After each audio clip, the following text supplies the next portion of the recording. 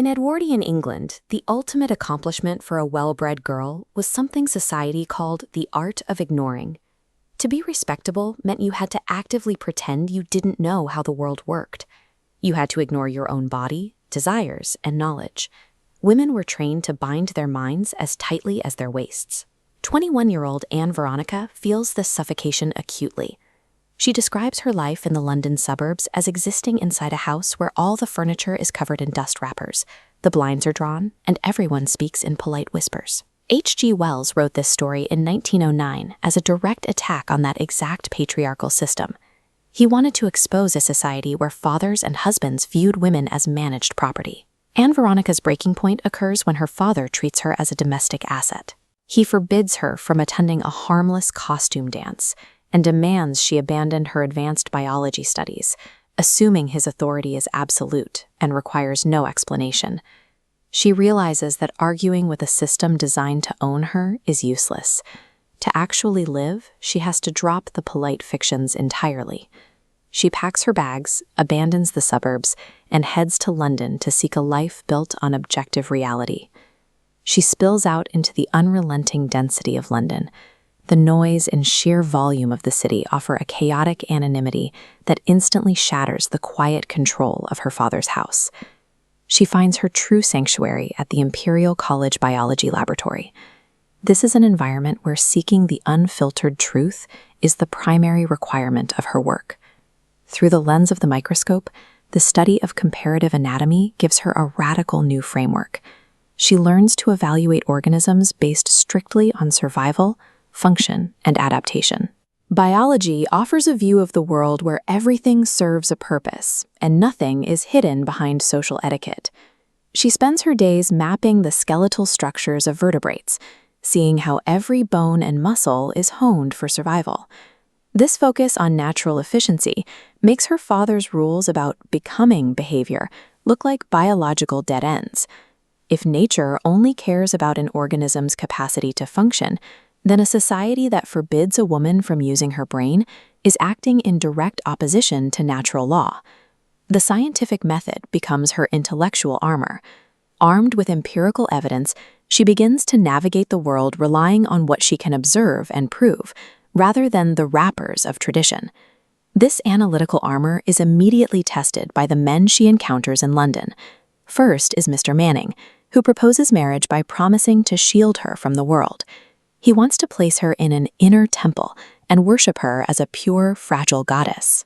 Her biological perspective strips the romance right out of his pitch. She observes his offer of protection and identifies it as a velvet-lined prison.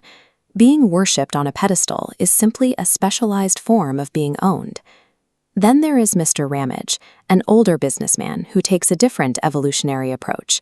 He masquerades as a modern ally, listening to her talk about her studies and funding her independence, while slowly, methodically isolating her from her peers. His manipulation peaks when he corners her in a private box at the Royal Opera House.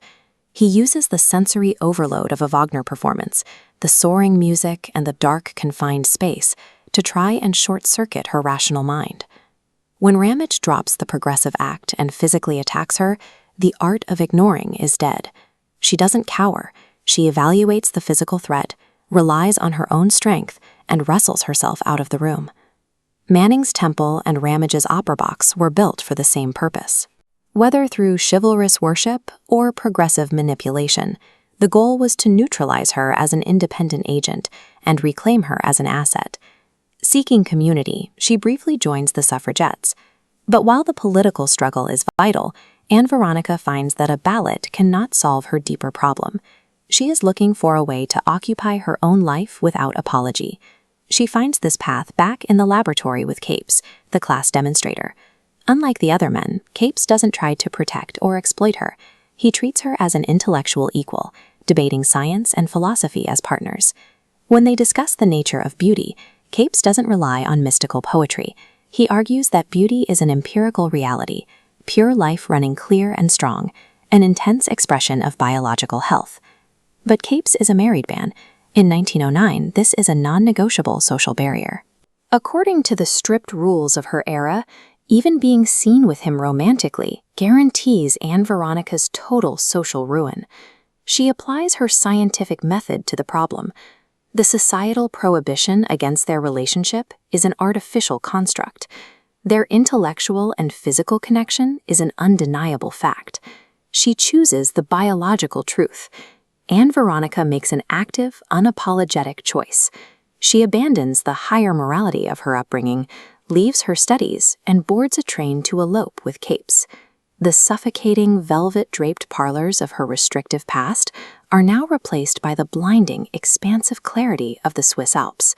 There are no wrappers here, only vast, unfiltered reality.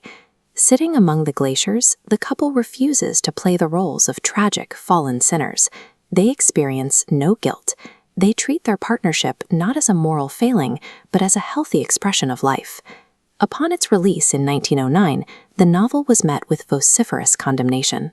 Wells allowed a woman to break every sexual and social rule and actually be happy, without facing divine retribution or societal destruction.